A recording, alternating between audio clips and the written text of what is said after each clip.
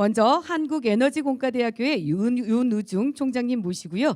에너지 대전환 시대와 한국에너지공과대학교라는 주제를 가지고 함께 발표를 들어보도록 하겠습니다. 힘찬 박수로 모시겠습니다.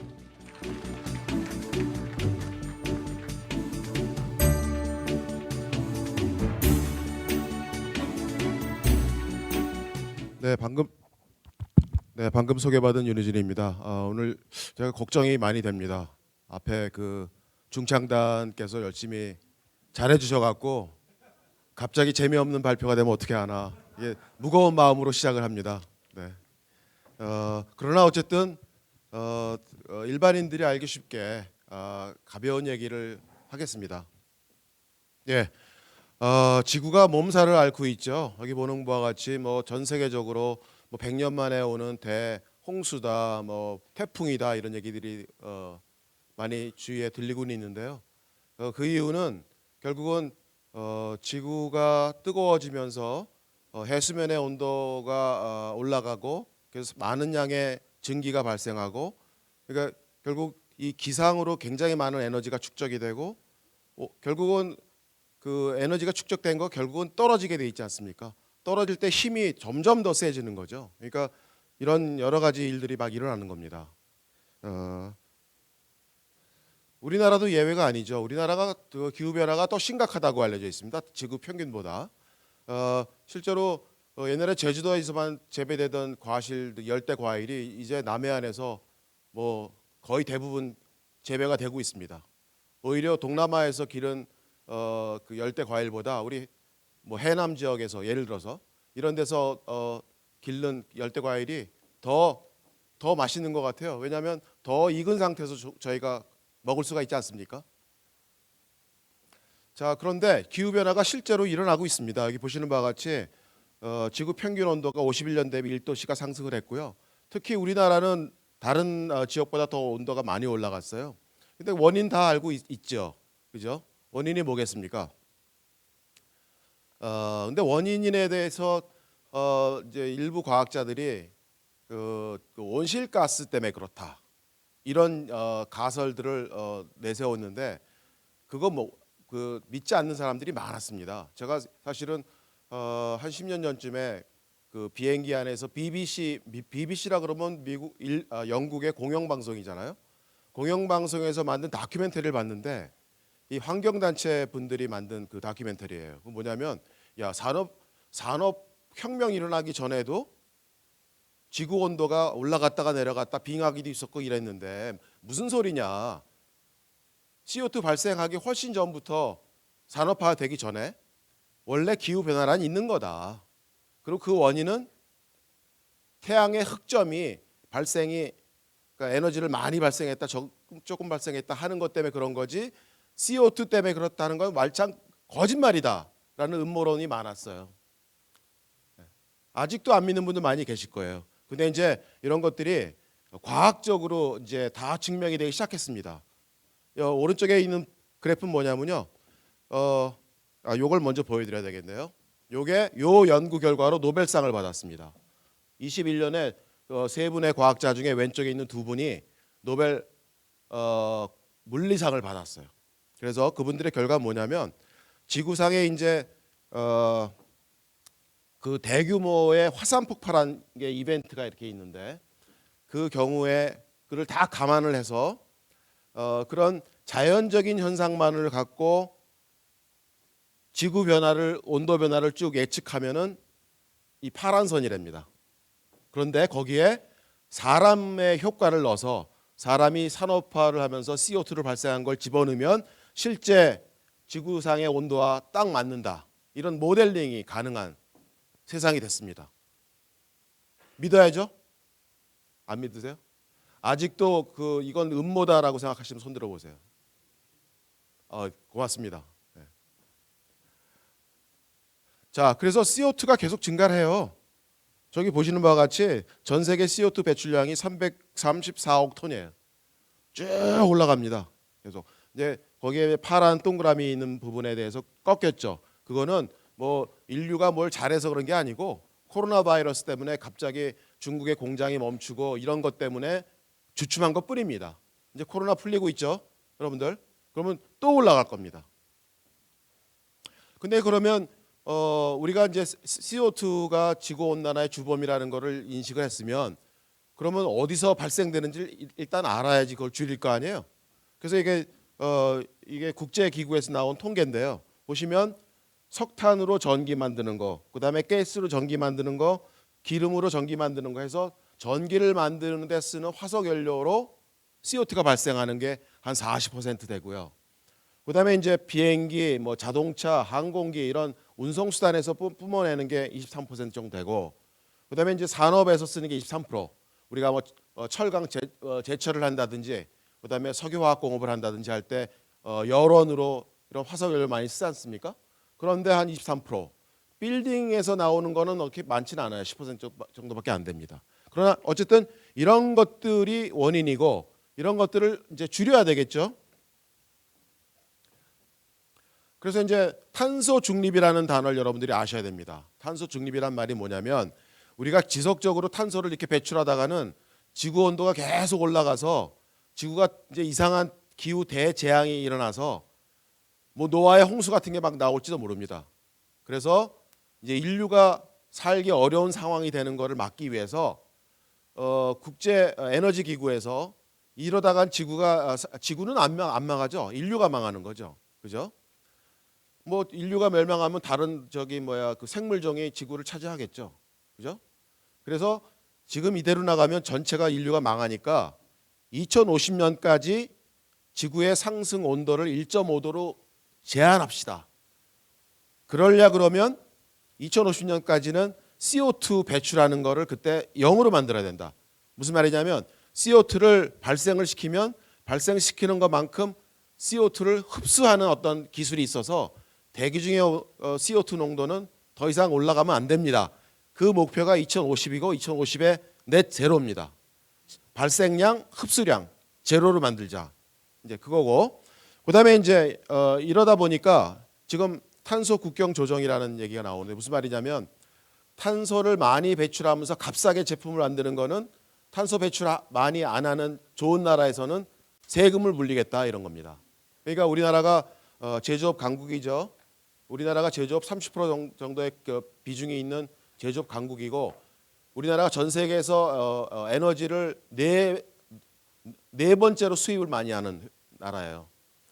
네 번째로 에너지를 많이 수입해서 그걸 가공해서 팔아서 국가 경제가 지속이 되는 나라인데 이 탄소 배출을 등한시하다가는 수출이 안 되는 세상이 올 거다 그런 얘기입니다. 자, 그래서 이제 최근에 이제 선거 때도 나왔지만 아리백이라는 단어 많이 나오시잖아요. 그죠? 어떤 회사가 제품을 만들 때 우리 회사는 착한 회사니까 우리 회사는 전기를 CO2를 배출 안 하는 전기를 써서 100% 제품을 만들 거야라는 선언입니다. 여기 있는 뭐 마이크로소프트, 구글, 애플 이런 회사들이 다 이거를 2050까지 난 이걸 할 거야라고 선언을 했고요. 그다음에 이제 중요한 게 ESG 경영인데요. 이게 환경, E가 환경이죠. 그다음에 S가 사회고 G가 가버넌스예요. 그러니까 우리 회사는 환경도 생각하고 우리 사회도 생각하는 아주 착한 기업이야. 기업 지배 구조도 아주 굉장히 민주적으로 돼 있어. 이런 거를 선언하는 회사들이 요새 굉장히 잘 나가고 있죠. 애플이라는 회사나 예를 들어봅시다. 애플이 여기에 메모리 들어가죠.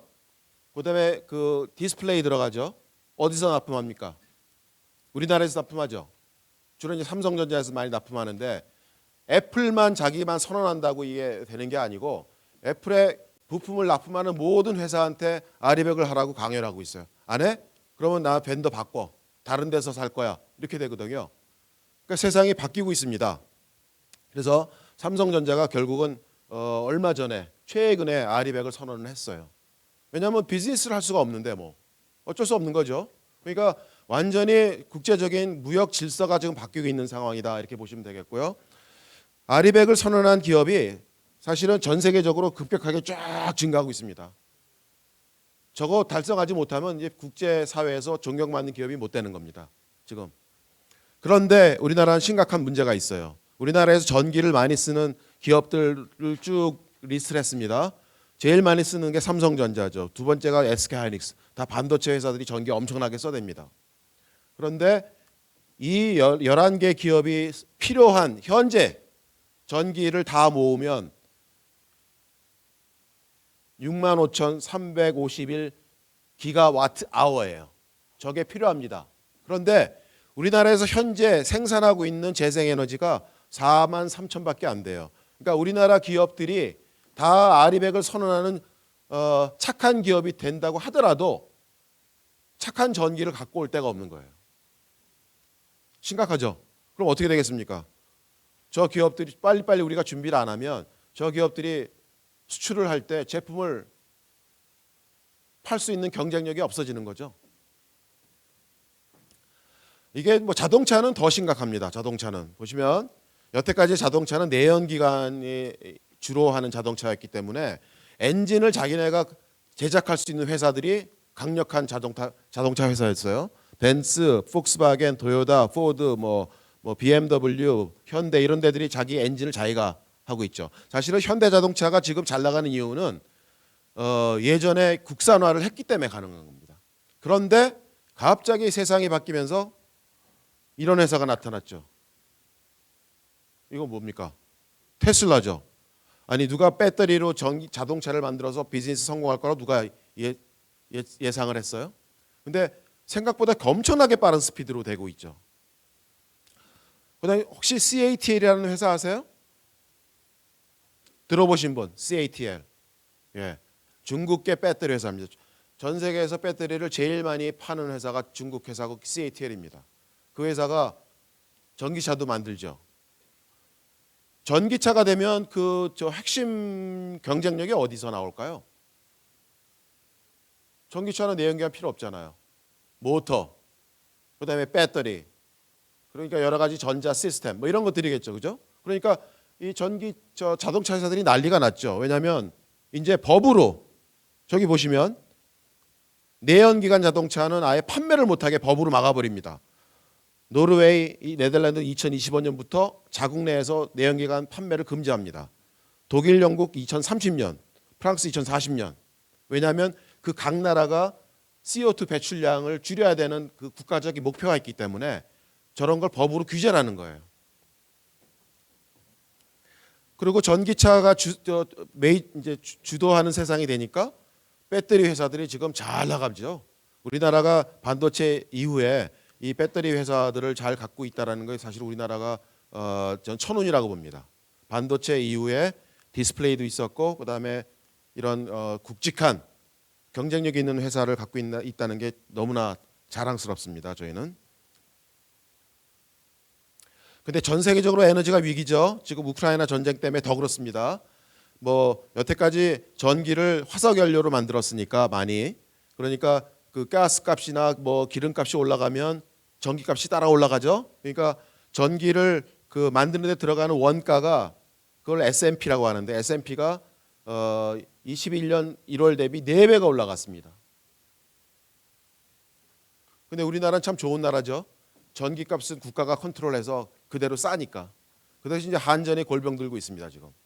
네. 그래서 지금 이제 보면 에너지 안보라는 거가 이게 국가 안보랑 직결되는 거다. 지금 러시아의 그 가스 파이프라인을 끊어버리니까 독일이 난리가 났어요. 제가 9월달에 독일에 출장을 갔는데 좀 쌀쌀해요 호텔 방이. 그래서 온도를 히터를 켰는데 히터가 24도 이상을 안 올라갑니다. 물어봤어요. 다음 달부터 키게 돼 있습니다. 예. 아주 심각한 에너지 상황입니다. 그리고 우리나라도 이제 2050년까지 2018년 대비 CO2 발생량을 2030년에 30%를 감축하겠습니다라고 국가적으로 선언했어요. 그리고 2050년에는 넷제로를 달성하겠습니다라고 약속을 했어요. 그러면 줄여야죠. 그죠?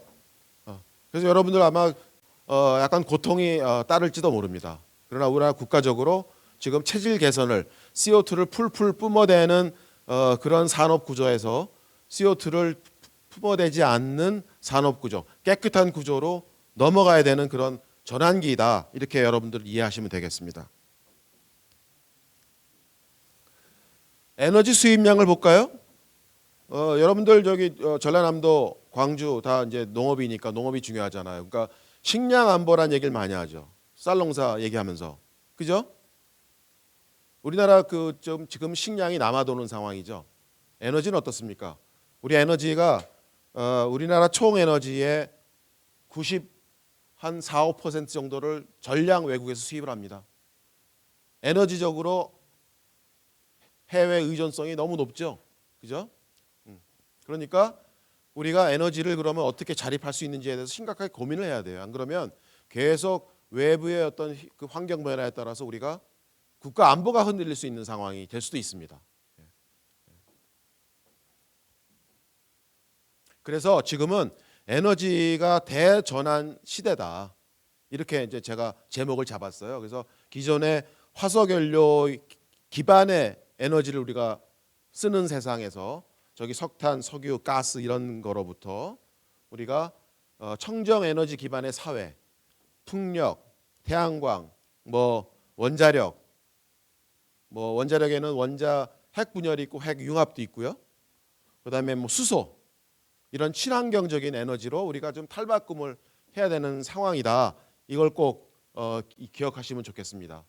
그리고 또 한 가지는 그 CO2를 그러면 줄이는 것도 중요하지만 CO2가 이렇게 발생되면 이거를 다른 방법으로 그러니까 전환시켜서 유용한 물질로 우리가 쓸 수도 있어요.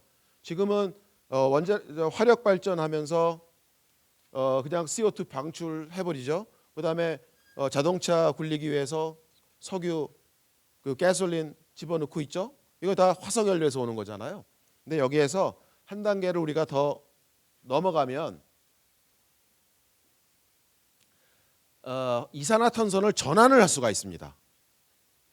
지구상에서는 이산화탄소가 어떻게 전환되죠? 나무들에 의해서 저절로 태양광을 위해서 광합성을 해서 저장이 되잖아요.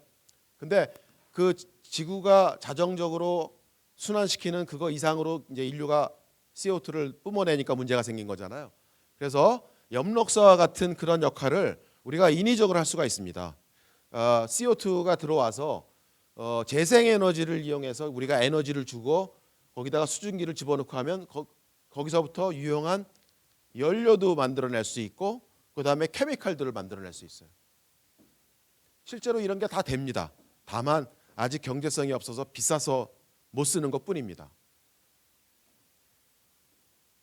그래서 이런 것들을 이제 서큘러 이코노미, 순환 경제라고 얘기를 합니다. 이런 것들에 대해서 우리가 더 신경을 써야 되는 세상이 왔다 이렇게 말씀드릴 수가 있고요. 그래서 이제 탄소 중립을 위한 기술을 한번 이제 서머리를 하면 무탄소 에너지를 개발하는 거가 노력이 있어야 됩니다. 그러니까 재생에너지, 태양광, 풍력, 뭐 수소에너지, 그다음에 이제 핵에너지도 우리가 요긴하게 써야 됩니다. 핵분열, 핵융합 이런 것들. 그런데 저거만으로 우리가 에너지를 다 충당할 수가 없어요.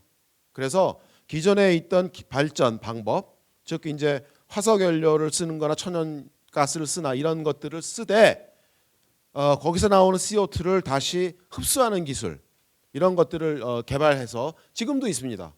지금도 있는데 비싸서 지금 안 쓰고 있는 거지. 이런 것들을 더 경제성 있게 써서 CO2 배출을 안 하고서 에너지를 만드는 방법, 이제 그런 것들이 있어야 되고요. 그다음에 이제 이 재생 에너지는 다 좋으나 저게 간헐성이 있습니다. 태양광이 햇빛이 나면 발전이 되는데 밤에는 발전이 안 되죠. 구름 끼면 안 되죠. 그죠? 그다음에 풍력도 바람이 안 불면 발전이 안 되잖아요. 그래서 그런 것들을 적절하게 많이 발생할 때 저장할 수 있는 에너지 저장 장치라는 것들이 꼭 겸비가 돼야 됩니다. 그래서 그런 것들을 이제 앞으로 스마트 그리드라는 걸 통해서 잘 연결시켜서 우리가 활용하면 탄소 중립으로 갈 수 있다라는 거고요. 전력망이라는 것도 굉장히 중요한데 지금까지는 발전소 같은 데서부터 쫙 중앙 집중식으로 공급하는 그런 발전이었다 그러면 앞으로는 뭐 태양광이나 뭐 풍력이나 이런 것들이 다 지역에 있지 않습니까? 그래서 지역에서 만든 전기를 또 선로를 깔라 그러면 어마어마한 돈도 많이 들어가고요. 왜냐하면 기존의 선로에다가 그냥 전기를 흘린다고 되는 게 아니에요. 용량이 있기 때문에 앞으로 집집마다 전기차로 다 바뀌게 되면 전력 소모량은 어마어마하게 늘고 앞으로 세상은 전기를 많이 쓰는 쪽으로 움직여 갑니다. 그럴 때 새로운 그 전력망을 추가적으로 깔아야 되는데 그거를 까는데 어마어마한 돈이 들고 지역 사람들 우리 지역에는 송전탑 깔지 마세요 하고 머리에 띠 두르지 않습니까? 그런 것 때문에 굉장히 어려워요. 그래서 앞으로는 지역에서 발생한 전기를 지역에서 소모하도록 이렇게 전략으로 바뀌어야 됩니다. 국가적으로. 그래서 이제 그런 의미에서 광주 전남 지역은 아주 굉장한 기회를 잡았다라고 저는 봅니다. 왜냐하면 아리백이라는 걸 달성을 해야 되고 맞죠? 아리백이 풍부하고 그다음에 추가적으로 송전할 수 있는 그런 것이 비경제적이고 따라서 리뉴어블 에너지 깨끗한 전기를 사용하는 기업들을 유치하는 아주 좋은 조건을 갖고 있다. 그래서 뭐 양양자 의원이 말씀하셨지만 반도체 같은 이런 아리백을 꼭 해야 되는 산업들 이런 것들을 지역에 유치하는 절호의 기회다라고 말씀드릴 수가 있습니다. 자, 그래서 제가 시간 너무 많이 쓴 거 아닌가요? 제가 5시 반까지죠. 예. 자, 그러면 대학 얘기는 못 하고 넘어갈 수도 있습니다. 예. 그래서 저희는 이런 에너지 시스템이 화석연료 베이스에서 청정 에너지로 확 지금 변하는 상황인데 지금은 청정 에너지가 다 비싸요. 비싸다고 보시면 됩니다. 그러니까 그거를 기술 발전을 하고 규모의 경제를 만들어서 혁신을 해서 값싸게 만드는 그런 것이 필요한 상황인데 그걸 하려 그러면 기술 개발이 필요해요. 그리고 혁신 사업가가 필요해요. 정책 입안가가 필요해요. 그래서 이런 고급 연구하는 사람들, 그다음에 창업가, 그다음에 뭐 그 정책 입안가 이런 사람들이 필요하다. 이런 거고요.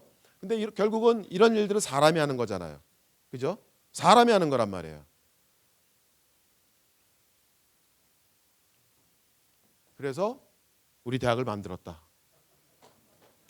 예. 광주 전남 그 지역의 과학기술인 여러분들이 끝나라고요? 과학기술인 여러분들이 아주 그 열정적인 성원을 해주셔서 특별법이 통과돼서 저희가 한국에너지공과대학이 됐습니다. 그 전에는 한전공대였죠. 사립대학. 여러분들 아직도 신문에 한전공대라고 나오는 게 있는데 이 강의를 들으신 다음부터는 그거 틀렸어. 한국에너지공과대학이야. 이렇게 좀 수정을 해주시기 바랍니다. 한국에너지공과대학교 또는 영어로는 켄텍입니다. 네, 한전공대라고 하시는 분은 나쁜 사람이에요. 올해 첫 신입생을 받았죠. 저희가 신입생 100명 받았습니다. 그 학생들의 평균 수능 점수가 서울공대보다 높은 거 아십니까? 네. 지금 110명을 뽑았고요. 저희가 지금 이제 지난 월요일 날 면접을 또 했습니다. 내년 신입생. 근데 작년보다 학생들의 질이 더 올라갔어요. 그래서 지역에 좋은 학생들이 몰려오는 데는 일단 성공을 했습니다. 다만 그 학생들이 지역에 남아서 지역 혁신을 위해서 일자리 창출하고 비즈니스를 일구고 하는 준비 기간이 저는 골든 타임이 한 3, 4년이 있다고 생각해요. 그래서 광주, 전남 계신 모든 분들이 그 사람들을 판교로 안 가고 지역에 남아서 일자리도 만들고 결혼도 하고 애들 교육도 시키고 할 수 있는 정도의 여건을 만들 때 모든 노력을 다 하셔야 된다고 생각합니다. 저는. 저희 대학은 정부 법에 의해서 설립되기 때문에 지금 산업부에서 예산이 들어오고 있고요. 그다음에 뭐 한국전력에서 지속적으로 큰 지원을 해주고 계시고 한국전력뿐만 아니라 한국전력의 그 자회사들 있지 않습니까? 하한수원, 뭐 동서발전, 남부발전 등등이 다 도와주고 계시고 전라남도 나주시가 흔쾌히 연 100억씩 그러니까 연 200억이죠. 10년 2천억을 저희 대학을 위해서 투자를 해주고 계십니다. 이분요. 그래서 25년 때의 저희 대학교 모습입니다. 현재는 요 건물만 있죠. 그리고 지금 이게 골조가 지하공사가 기초공사 다 끝나서 지금 이제 철골이 올라오고 있습니다. 내년 말이면 저게 다 완공이 되고요. 그다음에 이쪽에 운동장이니 아니면 이런 것들은 이미 거의 다 돼서 연말에 다 완공이 됩니다. 그래서 조금만 23년, 4년, 5년 되면서 캠퍼스 모습을 갖춰 나갈 거고요. 분야는 저희가 다 안 합니다. 에너지만 합니다.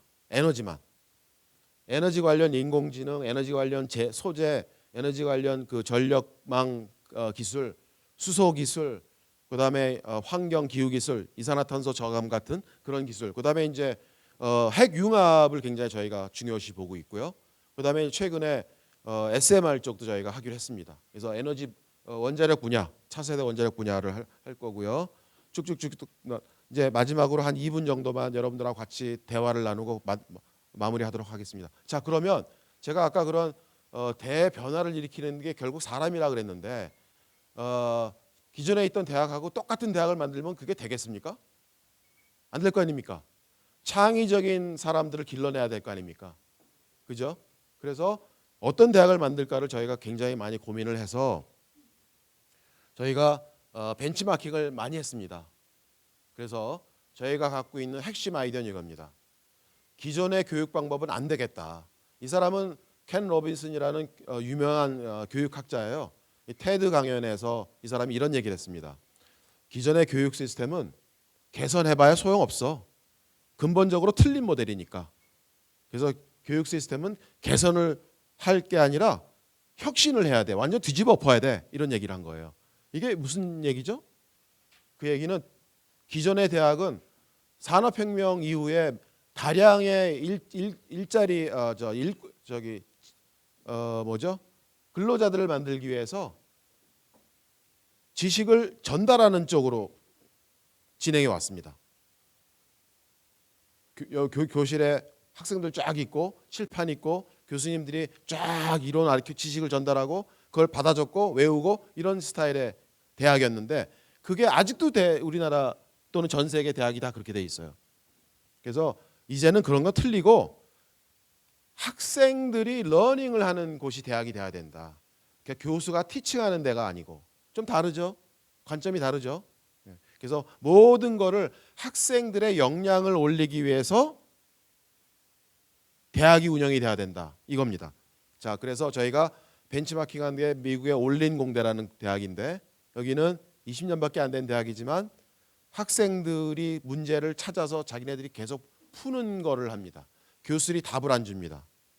그리고 이 대학은 교수를 교수라고 안 부르고 퍼실리테이터라고 불러요. 아예 차원이 다른 겁니다. 자, 그래서 쭉쭉쭉쭉 넘어갑니다. 그래서 이제 저희 대학 강의실입니다. 저희 대학은 강의실이 칠판이 없어요. 그래서 이런 프로젝트를 하기 위해서 학생들이 이렇게 팀으로 하고 있고 토론을 합니다. 참 우리 대학은 100% 영어로 강의합니다. 그래서 영어로 토론하는 것들을 하기 위해서 미네르바 대학의 이제 영어 토론 강의들을 저희가 수입을 해서 똑같이 하고 있고요. 학생들이 말도 잘 못하는 상태에서 이제 말문이 트이기 시작했어요. 요거는 조금 생략을 해야 될 것 같기도 한데 그래도 짧게 얘기를 한번 해봅시다. 이게 핵심인 우리가 다른 대학과 다르다는 걸 보여드리는 건데요. 이 강의실이 그래 팀 프로젝트 하는 강의실 많이 있을 거 아니에요. 근데 이 강의실은 자세히 보시면 여기 각 요 스테이션마다 요 마이크가 있어요. 그래서 요 그룹에서 학생들이 영어로 토론하는 것들이 다 마이크로 들어가서 음성 인식을 해서 빅데이터를 만듭니다. 그러면 그 그룹에서 어떤 학생들이 어떤 말을 하는지를 다 분석을 해서 그거를 매핑을 할 수가 있어요.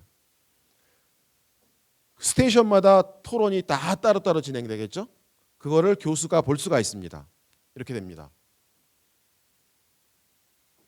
교수가 딱 보면 어떤 그룹에서 어떤 학생이 어떤 단어를 사용하는지를 다 알 수가 있어요. 저 색깔이 하나의 학생입니다. 그래서 이게 이제 어느 한 그룹에 보면 학생들이 처음에는 막 다양한 얘기를 하다가 그룹의 토론이 한쪽으로 이렇게 몰아가는 거가 보이시죠? 그리고 그거를 주도한 학생이 빨간 학생이라는 거가 보일 수가 있죠. 그죠? 이런 식으로 이제 교실 내에 일어나는 모든 데이터를 다 모아서 빅데이터로 저장을 하고 그걸 인공지능으로 분석을 해서 학생 한 사람 한 사람의 역량을 평가하고 도와주는 이런 교실이 가능해졌습니다. 그리고 더 하나 재밌는 거는 학생들도 강의할 때 할 때마다 이모지콘을 날려요. 좋아요, 어려워요, 질문 있어요를 날립니다. 그러면 교수가 나중에 돌아가서 자기 강의를 다시 한번 재생을 해볼 때 요때 학생들이 되게 어려워했구나. 내가 이런 이런 설명을 했는데 내가 좀 부족했구나. 어려워했구나. 그래서 내가 내 강의를 다시 개선할 수가 있죠.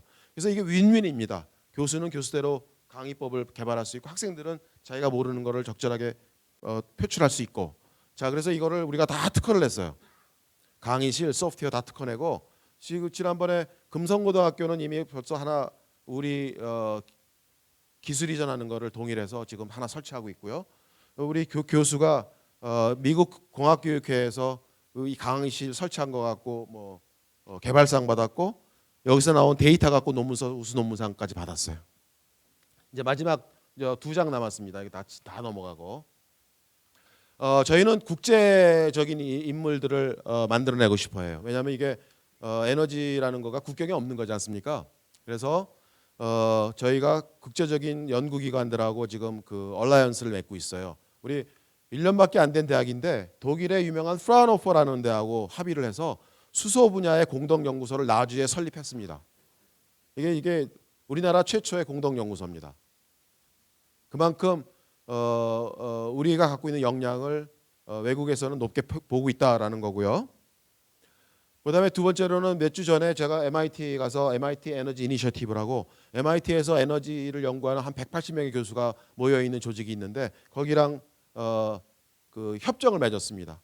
그래서 우리 학생이 MIT에 에너지 연구하는 교수님 실험실에 들어가서 연구할 수 있게 그리고 MIT 학생들도 오고 또 공동 연구를 3년간 대학원 레벨에서 또 진행하기로 그렇게 합의를 했어요.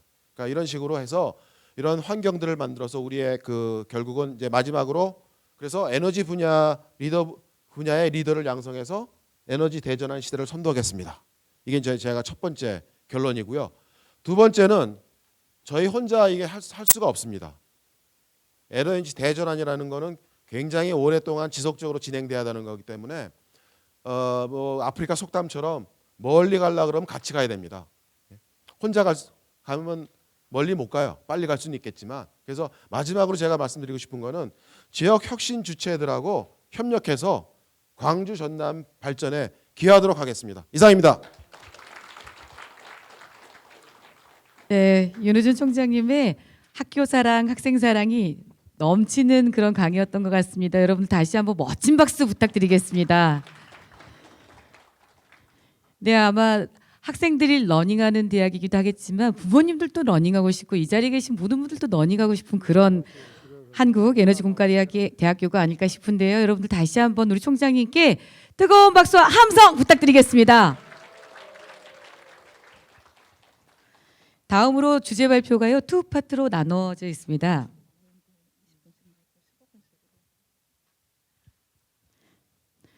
아주 기쁜 소식이 들려왔습니다. 저희 두 파트의 주제 저희 발표가 있는데요. 20분에서 15분 정도로 줄여서 해주시겠다고 합니다. 여러분들 더욱더 큰 박수로 모셔주시기 바라겠습니다. 한국전자기술연구원의 스마트 가전 혁신 지원센터 최철준 박사님이십니다. 힘찬 박수 부탁드리겠습니다. 네, 안녕하십니까. 저 한국전자기술연구원의 최철준입니다. 제가 이제 오늘 금일 발표할 주제는 그동안에 이제 광주시하고 저희 한국전자기술연구원 그리고 사단법인 한국공기산업진흥회와 같이 준비했던 용역 보고서를 아마 처음 발표하는 자리가 될 것 같습니다. 그동안에 이제 광주의 가전산업이라고 하면 광주시의 이제 두 번째 주력 산업이었는데 사실 조금 침체도 있었고 그리고 각 그 담당하는 전문적으로 담당해주는 기관이 없다 보니까 서로 조금 관심 밖에 있었던 분야인데 이번에 이제 광주시에서 크게 이제 도움을 주셨고 프레스도 많이 강하게 주셨고 그래서 저희 연구원과 공기산업진흥원이 진흥회가 같이 이번에 이제 용역을 발주를 하고 했던 자료들을 발표하는 자리를 갖도록 하겠습니다.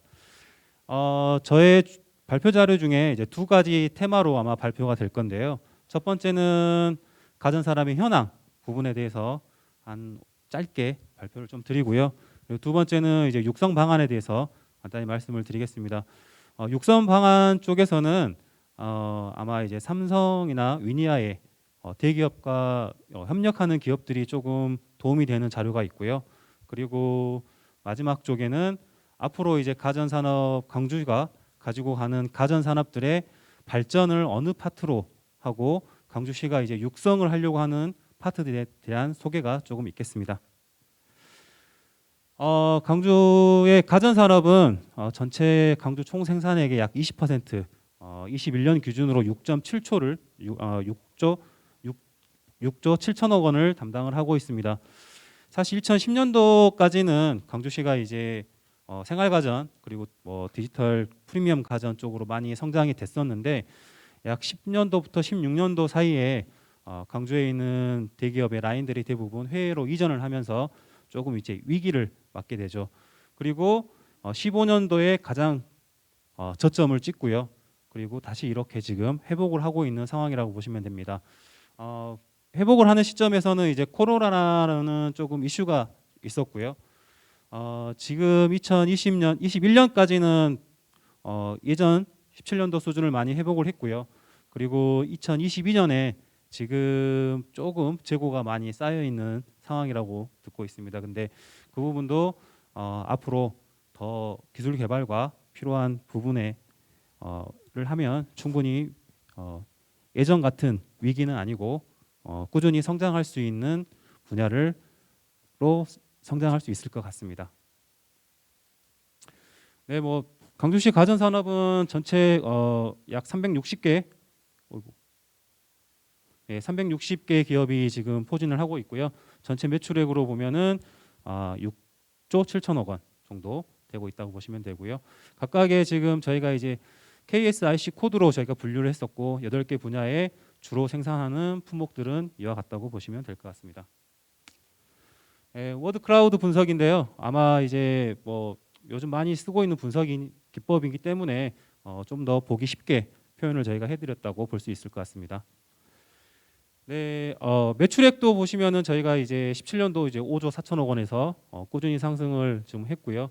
그리고 종업원 수도 12,000명에서 19,000명대로 지금 성장이 되고 있다고 보시면 될 것 같습니다. 예, 여기는 간단하게 이제 앞에 말씀드렸던 것들에 대한 총평인데요. 광주시는 가전 산업이 이제 2021년 매우 큰 폭으로 성장을 합니다. 이렇게 매출액 증가가 약 전년 대비 42.2%까지 크게 성장을 하게끔 되었는데 그리고 거기에 매출액 성장하는 것만큼 영업이익률도 5% 이상을 달성을 하면서 외적 성장과 함께 실리도 채우고 있는 그런 산업의 구조라고 보시면 될 것 같습니다. 다만 조금 아쉬운 거는 혁신성 부분에서 조금 아쉬운데요. R&D 집약도를 보시면 2018년도에 1.1%였다가 조금 이제 하락하는 추세가 되고 있습니다. 이 부분은 향후에 광주시의 가전 산업의 미래 신산업 동력을 위해서라도 지역 중소기업들과 같이 할 수 있는 R&D 발굴이 조금 더 활발하게 이루어져야 된다라고 생각이 되고 있습니다.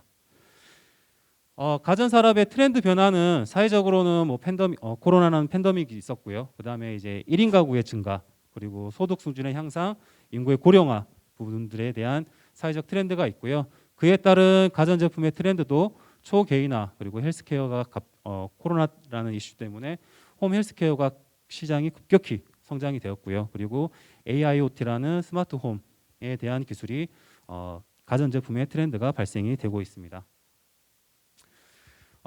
지금 가전 산업의 주요 이슈라고 할 수 있는데요. 생활가전이라고 하는 이런 가전 제품들 같은 경우는 기존의 이제 핸드폰이나 디스플레이 같이 디지털 가전이 아니기 때문에 조금 교체 주기가 길게 가지고 가고 있는 상황이라고 보시면 됩니다. 그래서 세탁기나 TV들은 대부분 10년 이상씩을 사용하고 있고요. 그리고 구동이나 사용 조건이 디지털 가전보다는 조금 더 가혹한 조건에서 되고 있고요. 그리고 하루라도 없으면 생활에 이제 불편함 호소가 되게끔 되어 있고요. 근데 이러한 생활 가전이나 가전 제품들이 향후에는 각 어떠한 이런 국가별 환경 규제에 대해서 앞으로 강주도 대응이 되어야 된다라는 대응이 충분히 되어야지 가전 산업이 한 단계 더 발전할 수 있다라고 볼 수가 있습니다. 이 부분 여기서부터 한 5페이지 정도는 아마 우리 가전 대기업에 협력하시는 기업분들이 조금 도움이 되는 자료로 저희가 준비를 좀 했습니다. 냉장 가전 분야에서는 아무래도 지금 가장 크게 이슈가 되는 부분들은 액티브 쿨링과 그리고 김치 냉장고나 이런 채소들을 위해서 정원 기술, 플러스 마이너스 0.5도씨로 유지할 수 있는 이런 정원 기술, 그리고 기존에 이제 그냥 단순 냉장과 냉동만 썼던 냉장고에서 새로운 편의 기술들이 조금 더 이렇게 제공이 되는 기술들이 요구가 되고 있고요. 그리고 뭐 삼성의 비스포크나 LG의 오브젝 컬렉션 같은 새로운 디자인에 대한 요구가 최근에 시장에서 많이 요구가 되고 있습니다. 세탁 가전 분야에서는 이제 세탁 시간을 줄이는 방식들이 이제 요즘 많이 기술이 필요로 하고 있고요.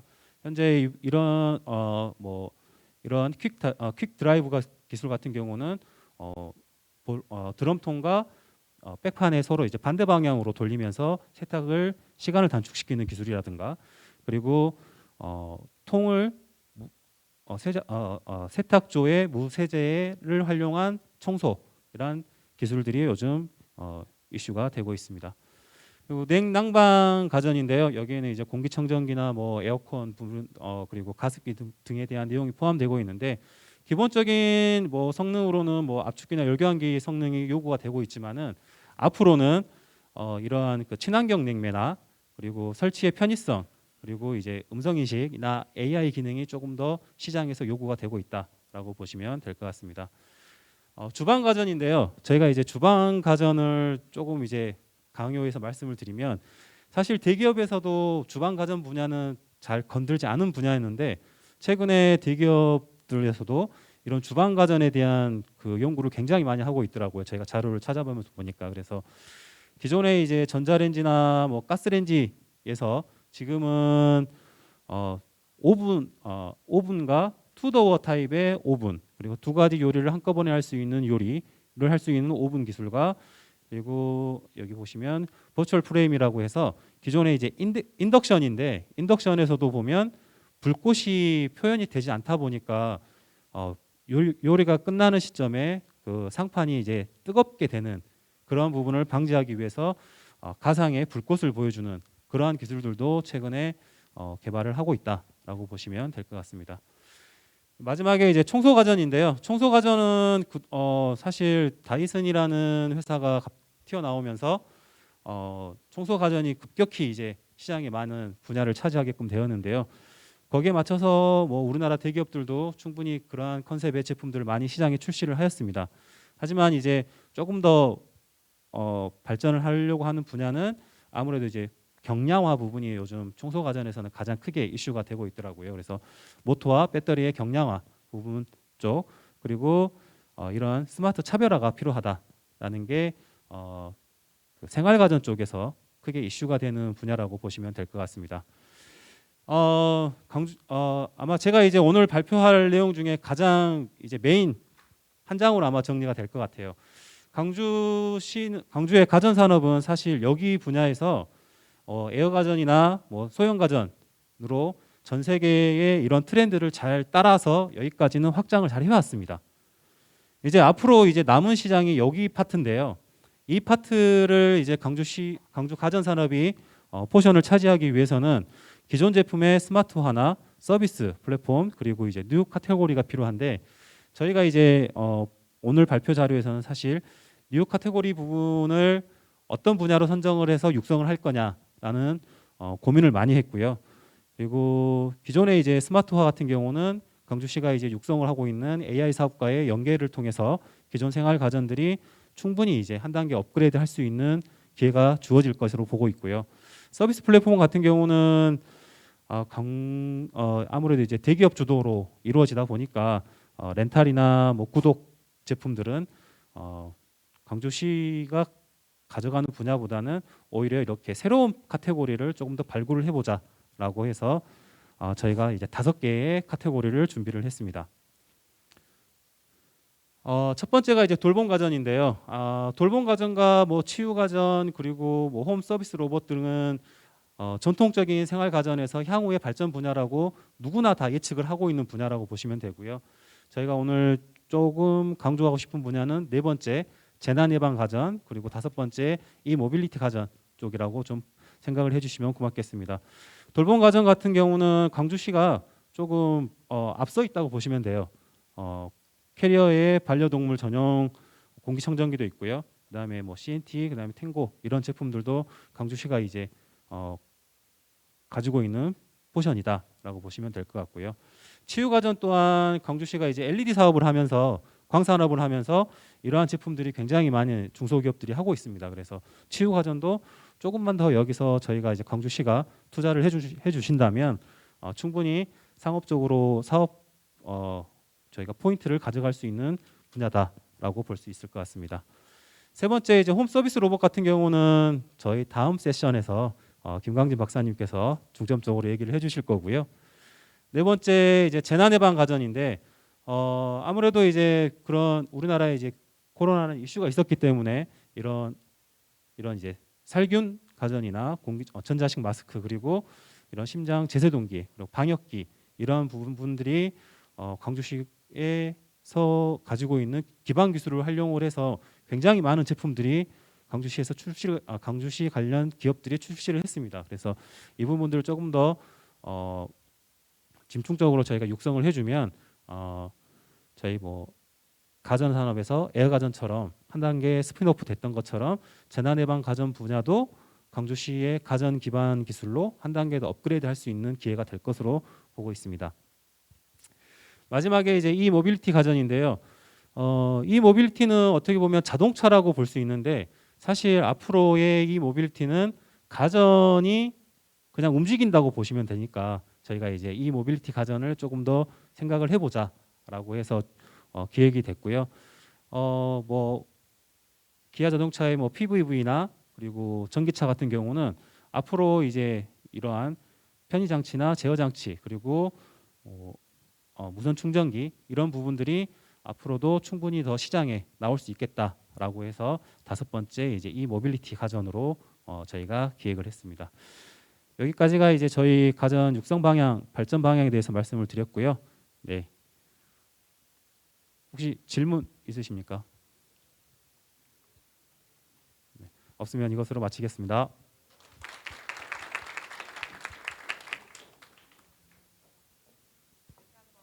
한국전자기술연구원 캐티죠. 스마트가전혁신지원센터 최철주 박사님께 멋진 박수 부탁드리겠습니다.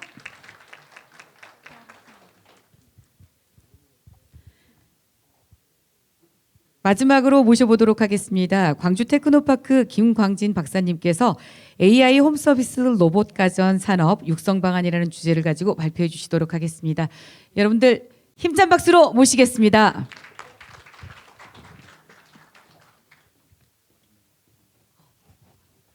예, 안녕하십니까. 예, 제일 마지막 발표를 이제 하게 될 저는 광주 테크노파크 기계전자산업지원센터에서 근무하고 있는 김광진이라고 합니다. 전반적으로 앞에 그 캐티의 최철준 팀장께서 이제 지역의 이제 가전 산업 현황이나 이런 이제 앞으로 가야 될 것들을 이제 잘 말씀을 해주셔가지고요. 오버랩된 부분들은 제가 스킵하도록 하겠고요. 저희는 이제 최근에 이제 광주시하고 저희가 가전이 이제 광주 산업에서 차지하는 포션이 이제 2번째로 큰 산업인데 미래에 어떻게 우리 지역의 기업들이나 산업이 좀 체질이 개선이 되고 바꿔야 미래 새로운 시장에 우리가 이제 선도해 나갈 수 있을까? 제가 이제 여러 분들과 이제 고민을 하던 중에 저희가 이제 하나 타겟으로 잡은 게 이 로봇 가전이라는 부분을 제가 도출을 했습니다. 그래서 이제 지역에 있는 대학, 연구기관 그리고 이제 기업, 그다음에 기업 지원 기관에서 전문가분들이 모여가지고 이제 최근에 저희가 그러면 어떻게 한번 로봇 가전 산업을 육성해 볼까 이제 기획을 하게 돼가지고요. 그 기획된 내용을 조금 저희가 서머리 해가지고 오늘 발표를 해드리도록 하겠습니다. 이 앞에 보이시는 게 이제 저희가 생각하고 있는 이제 로봇 가전이라는 제품인데요. 로봇 가전은 현재 사전적으로는 명확하게 정의된 건 없습니다. 근데 이제 저희가 이제 기획위원회에서 저희가 이제 나름 우리 지역에서 이제 정의를 한 거는 로봇 가전은 의식주를 보조하는 전기 장치로 자율 또는 반자율 이동체와 지능을 가지고 우리 가정에서 집안일 또는 허드렛 일을 수행하는 기기다. 이게 전라도 말로 쉽게 생각하면 우리 꼬봉 기기다. 이렇게 생각하시면 됩니다. 그래서 이제 앞에 이제 보이는 게 이제 로봇 가전이라고 부를 수 있는 이제 이런 제품들, 이제 최근에 나와 있는 제품들 사진인데요. 기존에는 저희가 이제 로봇 가전이라고 하면 이 청소 로봇만 생각을 했었습니다. 이 청소 로봇도 이제 초창기에는 이제 중소기업들, 로봇을 전문적으로 하는 기업들이 이제 시작을 했고, 이제 뒤늦게 이제 삼성과 LG 대기업에서 이제 나왔는데요. 나머지 기타 다양한 이런 제품들은 현재 최근에는 저희가 이제 삼성이나 LG가 이제 출시를 많이 하고 있습니다. 이 말인즉슨 이제 시장이 열렸다는 겁니다. 그러다 보니까 이제 대기업에서도 로봇을 하겠다라고 들어와 있고, 그러다 보니까 기존에는 TV, 냉장고, 세탁기와 같은 고정되어 있는 전통의 가전과 어떤 서비스를 제공하는 로봇과 경계가 조금 나눠져 있었는데요. 최근에는 이제 그 경계가 무너졌습니다. 합쳐졌습니다. 그래서 저희는 이제 그게 기존의 가전 제품과 로봇 제품이 같이 합쳐진 게 이제 저희는 이제 로봇 가전이다라고 저희가 이제 정의를 하고, 앞으로 우리가 이런 부분을 기업들이 준비해야 되지 않을까. 그리고 이제 기업들이 이런 로봇 가전 비즈니스 모델을 개발하고 사업을 하실 때 필요한 게 우리가 뭘까라는 부분을 고민을 해가지고 이제 준비를 하게 됐습니다. 뭐 간단하게 이제 이 로봇 가전이 과거에 이제 CES에서 이제 매년 1월달에 열리는 이제 라스베가스에서 이제 가전 박람회 이제 가전 전시회인데요. 최근에는 가전 제품뿐만 아니라 로봇 제품들, 그다음에 자율주행 차까지도 지금 이제 계속 나오고 있습니다. 그러다 보니까 최근에는 기존의 가전 제품에 어떤 이제 AI와 그다음에 ICT 기술들이 적용된 실제 사람과 인터랙션하면서 가정 내에서 서비스를 해줄 수 있는 제품들이 많이 나오고 있습니다. 그리고 이제 마찬가지로 이제 코로나 때문에 외부 활동을 많이 못하면서 집안에서 생활하는 시간이 길어지면서 뭔가 집안일을 좀 도와줄 수 있는 이런 제품들이 나왔고요. 또 가전 쪽에서는 이제 프리미엄 가전들이 성장을 하면서 여기에 조금 더 로보틱한 기능들이 들어간 제품들이 있으면 충분히 소비자들은 지갑을 열 준비가 되어 있다라는 게 이제 요즘에 트렌드가 되겠습니다. 예, 마찬가지로 이제 개인화된 어떤 이제 제품들이 요즘에는 이제 디자인을 많이 중시하는 시대가 되었고요. 그다음에 이제 인공지능 기능과 그다음에 요즘에 이제 고령화 시대와 핵가족화, 그다음에 건강에 대한 관심도가 이제 높아지면서 이런 헬스케어 쪽의 기능을 제공해 줄 수 있는 제품들이 이제 니즈가 상당히 지금 늘어나고 있는 상황에 그런 서비스를 제공해 줄 수 있는 이런 지능형 가전 제품들이 현재 이제 많이 출시가 되고 있습니다. 그래서 이제 예시를 들었을 때 삼성전자 같은 경우는 이제 크게 이제 두 가지 카테고리로 이런 이제 그 사람과 인터랙션 할 수 있는 서비스 로봇과 또 하나는 노약자분들이나 근력이 떨어지신 분들의 근력 보조를 좀 해줄 수 있는 웨어러블 타입의 로봇 제품을 이미 이제 최초로 미국 FDA 승인까지 올해 받아가지고 조만간 시장에 출시할 계획입니다.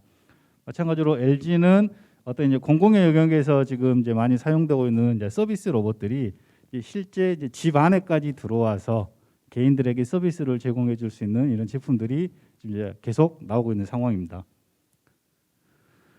그러면 왜 로봇 가전이냐 저희가 이제 했을 때 어찌 됐든 간에 우리 지역의 가전 산업은 자동차 다음으로 두 번째 캐파를 가지고 있고, 근데 솔직히 고부가가치가 조금 낮은 편입니다. 다른 산업에 비해서. 그래서 이제 고부가가치화를 이루고 어떤 이제 체질을 개선을 해서 미래 먹거리를 이제 발굴을 위해서는 가전 분야가 다양한 분야가 있는데 앞부분에도 최철준 팀장께서 이야기했는데 이제 그 중에 저희는 하나의 타겟을 잡은 게 로봇 가전 산업이 필요하다.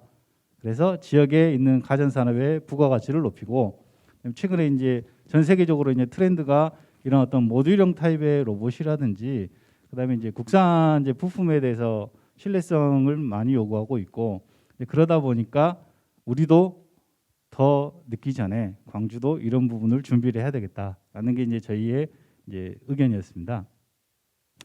근데 이제 현재 이제 현실적인 부분으로 보게 되면 기존에는 대부분 이제 서비스 로봇 쪽이나 이런 게 했던 게 중소기업들이 주로 이제 기술 개발과 이제 제품 개발이 나왔고요. 이제 최근에서야 이런 이제 대기업들과 이제 통신 3사들이 이제는 이제 이게 시장이 열렸다. 이제 이제 돈이 될 거다라는 거를 이제 판단을 하고 이제 다양한 이런 이제 제품들을 출시를 하고 있는데, 이제 문제는 현재까지 지금 상용화돼 가지고 많이 있는 것들은 이제 청소 로봇이나 교육용 로봇이 현재까지 이제 대부분이고요. 그다음에 조금 이제 그 영세성 부분이 이제 문제가 되겠고요. 그다음에 부품 같은 경우도 이제 가격 경쟁력 때문에 안에 들어가는 어떤 이제 뭐 센서라든지 모터라든지 이런 주요 부품들이 이제 중국산을 많이 쓰고 있는 상황입니다. 이제 그러다 보니까 내구성이 조금 이제 떨어집니다. 그래서 초기에는 비용이 한 10만 원 정도 더 싼 제품을 샀는데 막상 써보니 1, 2년 지나니까 자꾸 고장이 나고 왜 이걸 샀을까라는 이제 사람들이 있습니다. 그래서 이제 그런 부분도 저희가 이제 국산화가 이제 필요할 부분이고요. 또 하나 마지막으로 어떤 이제 제도적인 부분이 또 이제 개선이 돼야 됩니다. 기존에 있는 이제 가전 제품들 같이 이제 만약에 에너지 효율 등급을 기준을 적용하게 되면 저희가 지금 이제 제시한 어떤 이제 움직임을 가지고 무수히 많은 센서를 가지고 있는 제품들은 조금 그 충족하기가 어렵습니다. 그러다 보니까 이런 부분도 제도적으로 좀 마련이 필요하다는 게 이제 현실이고요. 제가 이제 그 로봇 가전을 하다 보니까 제가 이제 앞에서 가전은 이제 현황을 말씀드렸고, 로봇 쪽만 넣게 되면 로봇은 이제 꾸준히 전 세계적으로 이제 성장을 하고 있는데, 그 중에 이제 최근에는 점점 제조업용 로봇, 산업용 로봇들이 이제 정체가 되고 있습니다. 이미 웬만한 회사들은 다 제조용 로봇들이 다 이제 세팅이 되어 있거든요. 그래서 이제 한편으로는 이제 이 서비스용도 이제 전문 서비스, 개인 서비스로 나눌 수가 있는데, 개인 서비스용 시장이 점점 늘어나고 있는 추세고요. 국내만 놓고 보더라도 쉽게 말씀드리면 이제 산업용 로봇 같은 경우는 이제 작년도 기준으로 봤을 때는 전년 대비 조금 이제 감소하게 되었습니다. 매출 분야가. 하지만 서비스 로봇들은 꾸준히 지금 증가하고 있다. 그래서 저희가 기존의 가전 제품과 이런 서비스 로봇의 기능적인 부분들을 융합한 로봇 가전 제품들이 나오면 이건 분명히 시장에서 통할 것이다. 그렇게 저희가 이제 판단을 하고 있습니다. 지역적인 필요성은 앞에서도 이야기했지만 저희 가전 산업은 이제 광주에 이제 두 번째 캐파를 가지고 있는 정말 중요한 사업이고요, 산업이고 기업도 상당히 많습니다. 그다음에 일부 기술력도 국내에서 가장 경쟁력 있는 도시입니다. 하지만 이제 이대로만 계속 갈 수는 없고 사회가 바뀌었기 때문에, 시대가 바뀌기 때문에 거기에 맞춰서 우리도 이제 준비를 해야 된다. 저희가 한 2009년도부터 해가지고 디지털 가전, 스마트 가전, 에어 가전, 뭐 최근에 이제 AI 가전, 뭐 여러 가지 가전들이 나왔을 때 이 다음번 차기 넥스트 가전은 무엇일까? 이 부분들은 저희가 계속 고민을 해야 될 상황이고요. 저희가 로봇 가전을 해보자고 했을 때 백그라운드로는 또 광주에는 무수히 많은 우수한 R&D 인프라를 가지고 있습니다. 그래서 이런 연구기관과 대학과 기업들이 협업해서 할 수 있는 저희가 이런 지원 사업을 만들고 지원 인프라를 구축하자는 게 저희가 계획한 목표가 되겠습니다. 그래서 저희가 이제 지금 이제 사업을 이제 기획했던 목표로는 첫 번째로, 그러면 로봇 가전을 하려면 소프트웨어부터 하드웨어, 사업화까지 무수히 많은 영역이 필요한데 중소기업들이 이걸 다 할 수 있겠냐? 솔직히 좀 어렵습니다. 그래서 저희가 이제 전문적으로 대학이나 연구기관들에서 필요한 기술을 같이 R&D를 해주고, 이 R&D를 제대로 할 수 있는 어떤 기반을 저희가 만들어주고, 또 이런 로봇 가전 산업에 뛰어들고 싶은 이런 기업들이 있으면 저희가 창업부터 사업화까지 지원을 해서 로봇 가전에 우리 글로벌 플레이어를 한번 만들어 보자라는 게 저희 이제 계획의 이제 목표가 되었습니다. 그래서 이제 세부적으로 저희가 이제 도출한 것들은, 그러면 우리 지역에 있는 기업들이 로봇 가전을 하려면 필요한 게 뭐냐라고 저희가 이제 여러 전문가분들과 오랜 시간 논의를 거친 끝에 최소한도로 한 10가지 정도의 기술은 저희가 확보를 해야 된다. 그 중에 하드웨어 관련된 기술이 한 7가지, 그다음에 소프트웨어 관련된 기술이 한 3가지. 그리고 이제 기반은 어떤 게 필요하냐? 실제 R&D를 하면서 이런 제품들을 시험하고 평가하고 분석할 수 있고 다 같이 모여서 개발할 수 있는 이런 공동의 협업센터가 필요하다. 그리고 나서 개발된 제품들은 실제 소비자들한테 나가기 전에 이런 이제 기능 안전이라든지 소프트웨어 안전이라든지 이런 부분에 이제 검증이 필요합니다. 그래서 이제 그런 거를 검증할 수 있는 이런 실증 테스트 베드가 필요하다. 그리고 이제 번외로 기업 지원이 필요하다라고 저희가 이제 목표를 이제 도출을 했습니다. 추진 체계는 이제 가칭 저희가 이제 AI 홈 서비스 로봇 가전 산업 육성 사업단이라는 걸 이제 가칭으로 저희가 발족을 해가지고요. 기술 개발 쪽은 저희가 출연연이라든지 대학이라든지 전문연에서 기업들과 같이 맡아주시고 기반 구축과 기업 지원은 저희가 이제 지역에 있는 이제 지능기관들, 뭐 TP를 포함해서 이런 기관들이 이제 기업 지원을 저희가 하겠다라는 이제 목표를 세웠습니다. 이제 예시를 들어서 저희가 이제 아까 말씀드렸던 이제 그 공동협업센터라는 거는 실제 아이디어만 가지고 있는 기업들이 찾아와서 그 아이디어를 제품으로 풀 수 있는 전문가분들과 매칭을 해서 제품을 설계하고 개발하고 시제품을 만들고 디버깅을 하고 그 제품의 성능을 평가하고 할 때 필요한 공동의 우리가 장을 깔아주자. 거기에 필요한 어떤 이제 장비라든지 이런 부분들은 저희가 정부 예산과 지방 예산을 받아서 저희가 이제 구축을 하자. 그리고 두 번째로 그러면 이제 그쪽에서 나온 제품들을 실제 시장에 나가기 전에 충분한 검증을 거쳐야 되는데 저희는 이제 그 홈서비스 로봇 가전이다 보니까 이제 정말 이 제품들이 나중에 사용될 이런 집과 같은 실제 환경을 모사한 실증 테스트 베드를 구축을 해서 여기에서 제품들을 한번 계속 검증을 해보자. 그리고 그냥 가장 최근에 이슈가 되고 있는 부분이 뭐가 있냐면요. 기존의 제조사마다 다 각각 자기들만의 플랫폼을 가지고 있었습니다. 근데 최근에 이제 그 글로벌 트렌드가 뭐냐면 이제 메터라고 해가지고요. 이종의 기기들 간에 다 같이 제어가 가능하고 공유할 수 있는 이 표준이 지금 계속 만들어지고 있습니다. 그냥 메터라고 하는데요.